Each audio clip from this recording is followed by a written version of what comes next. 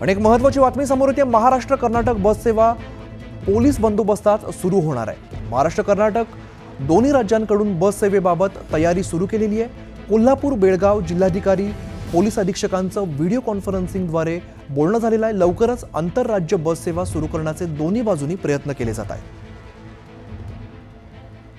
ज्ञानेश्वर साळोखे आमचे प्रतिनिधी अधिकची माहिती देत आहेत। ज्ञानेश्वर, खरं तर महाराष्ट्र कर्नाटक बस सेवा जी आहे ती गेले काही दिवस बंद आहे आणि आता ती सुरू होण्याची लक्षणं दिसत आहेत, काय माहिती आहे?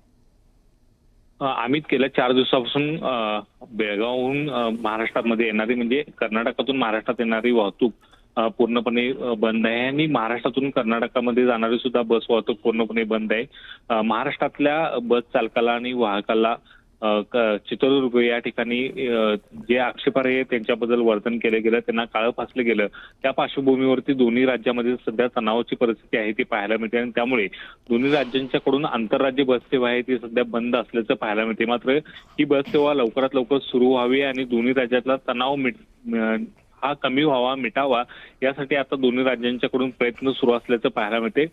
दोन्ही राज्यांच्या जिल्हाधिकाऱ्यांची म्हणजे विशेषतः बेळगाव आणि कोल्हापूरच्या जिल्हाधिकाऱ्यांची या संदर्भातली बैठक झाली। एसपी सुद्धा या दोन्ही बैठकीला उपस्थित होते आणि या बैठकीच्या माध्यमातून मार्शल पुरवून किंवा पोलीस बंदोबस्त पुरवून ही बस सेवा सुरू करता येईल का याची चाचपणी करण्यात आलेली आहे आणि त्या अनुषंगाने पोलीस बंदोबस्तामध्ये ही बस सेवा सुरू करण्याचा निर्णय आहे तो दोन्ही जिल्हाधिकाऱ्यांनी घेतलेला आहे।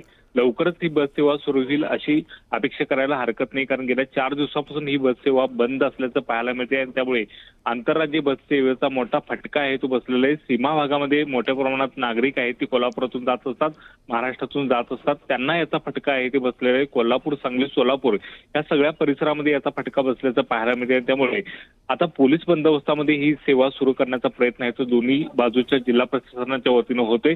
ही लवकरच बस सेवा सुरू व्हावी अशी अपेक्षा नागरिक करताना पाहायला मिळत आहेत।